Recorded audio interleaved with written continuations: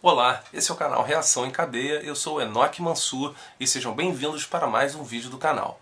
No vídeo de hoje, falaremos de um assunto polêmico. Brincadeira, galera, a gente vai falar de um assunto polêmico sim, mas não é para tanto também. Hoje nós vamos falar sobre Paulo Freire e a influência de Paulo Freire na educação brasileira. Esse vídeo é para vocês que acreditam que a educação do Brasil é uma bosta por causa de Paulo Freire. Eu tenho uma coisa para dizer para você que pensa assim, amiguinho. Você é burro. Brincadeira. Você é só desinformado. Você já deve ter percebido que nos dias atuais há muitas críticas a Paulo Freire circulando na internet. Diz que ele é o responsável pelo fracasso da escolarização do sistema brasileiro de ensino, que ele é responsável pelo marxismo cultural nas escolas, dito bastante por defensores do programa Escola Sem Partido, que até hoje está em debate e ainda não saiu do papel. Eu particularmente espero que nem saia. Entre diversas outras coisas das quais o Paulo Freire é acusado no que diz respeito à educação brasileira. Paulo Freire recebeu 36 títulos de doutor honoris causa nas maiores universidades da Europa e das Américas.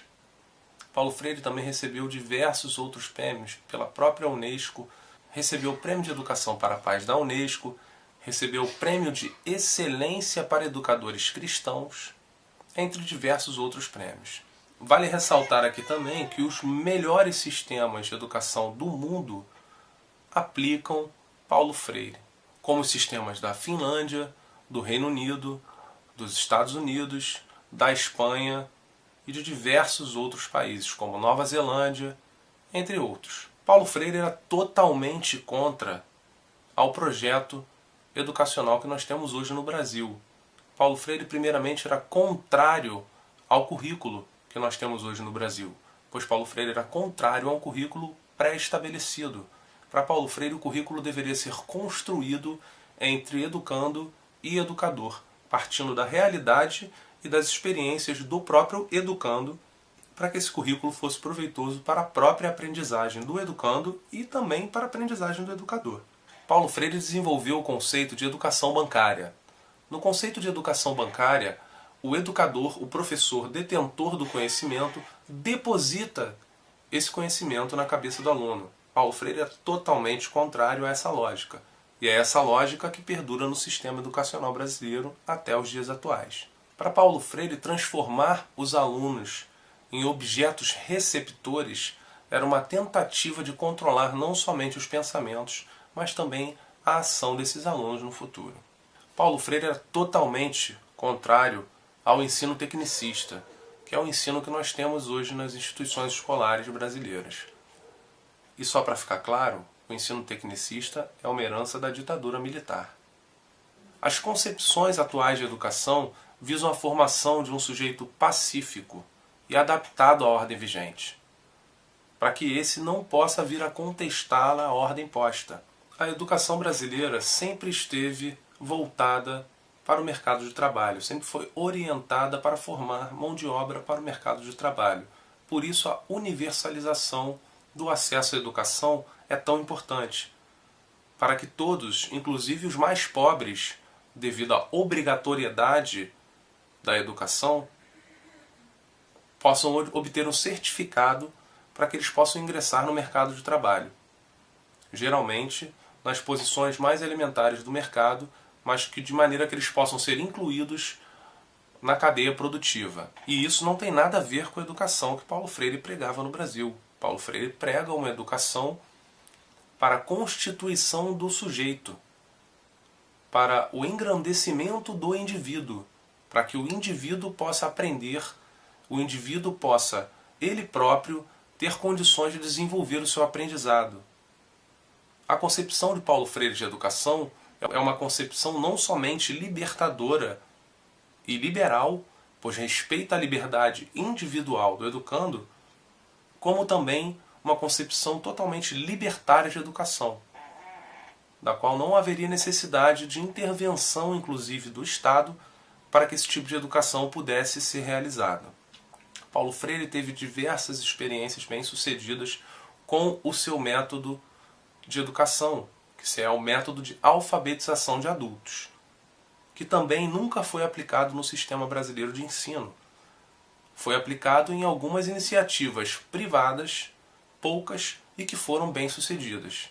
Para que nós possamos levar em consideração o porquê de a educação brasileira ainda está no patamar que está hoje, nós temos que entender também que a primeira instituição de ensino superior que tivemos no Brasil foi a USP, fundada em 1934, enquanto na própria América Latina, o Peru teve a primeira instituição de nível superior daqui da América Latina, fundada em 1551.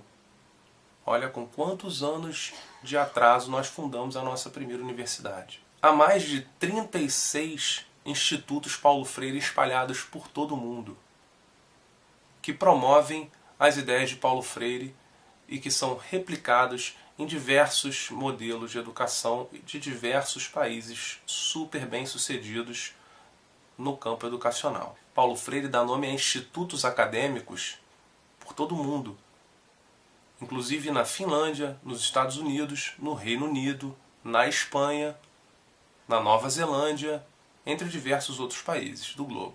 Para que nós possamos entender um pouco mais dos motivos para a nossa educação ser do jeito que ela é hoje, nós precisamos ir lá na raiz do problema. E essa raiz está bem longe de Paulo Freire.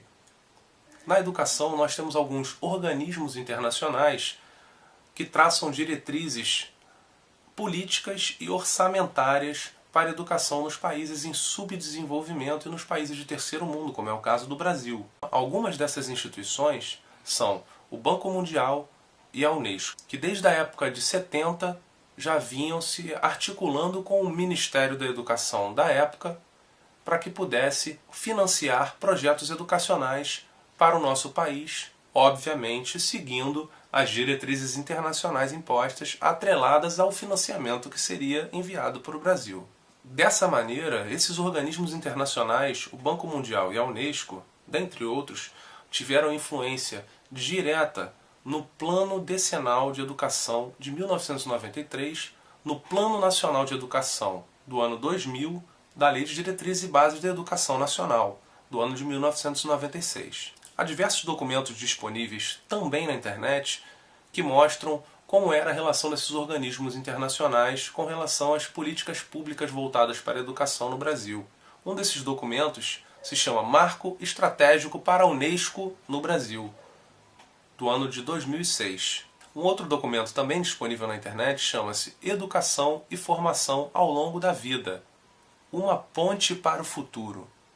Te lembra alguma coisa? Esse documento foi escrito em 1999. Outra coisa que vale ressaltar com relação ao método Paulo Freire conseguiu sucesso em 40 horas de aplicação do seu método para uma turma de 30 pessoas no Rio Grande do Norte. Ele fez esse trabalho com camponeses do Rio Grande do Norte. E ele partiu da realidade dos mesmos para que pudesse alfabetizá-los, coisa que ele também fez em Brasília na época da construção de Brasília. E também foi muito bem sucedido com os operários que levantaram os tijolos de Brasília. Paulo Freire é sem dúvida um dos maiores educadores de todos os tempos e que possui uma obra mais vasta a respeito do tema educação. Para quem critica Paulo Freire única e exclusivamente por causa de uma de suas obras, que é a Pedagogia do Oprimido, não se deu minimamente ao trabalho de ler algumas das outras obras de Paulo Freire, que chegam a somar quase 40 obras. Inclusive dessas quase 40 obras de Paulo Freire, quase todas são transcritas em mais de 15 idiomas, inclusive em mandarim. Veja só como Paulo Freire foi pouco importante para a educação no mundo. Para que nós possamos entender muito bem o papel que a escola pratica hoje, nós temos que entender a fundo, de fato, a qual propósito a escola serve. A escola, como todas as outras instituições constituídas na nossa sociedade, atualmente servem ao mesmo propósito, ao desenvolvimento da economia, às necessidades criadas pelo mercado consumidor. Afinal de contas, vivemos em uma sociedade de consumo, certo? Sem consumo, a nossa sociedade estaria no tempo da pedra até os dias atuais, ou não.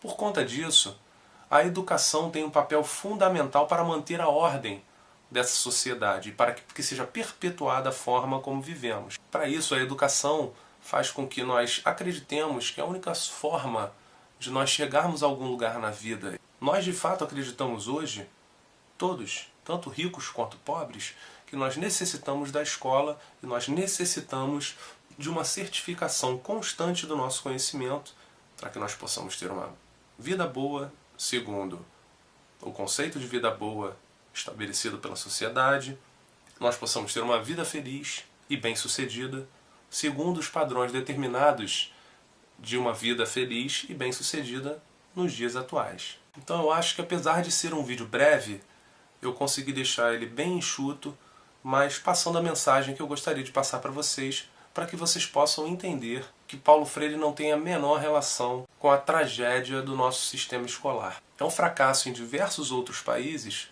o modelo de escolarização que nós temos perpetuado na sociedade. A escolarização da sociedade não é benefício para ninguém, só é benefício para o mercado, que lucra muito com o mercado do conhecimento, muito, fazendo com que ricos e pobres gastem muitos anos da sua vida e muitos recursos financeiros aos quais investiram bastante tempo para que pudessem acumular, com cada vez mais certificações e certificações e certificações para que possam ser melhor colocados no mercado de trabalho, que está sempre mudando e que está sempre te pedindo mais certificações em uma outra área para que possa te remunerar um pouco melhor, e assim sucessivamente, essa bola de neve do mercado, nós vamos seguindo o nosso caminho.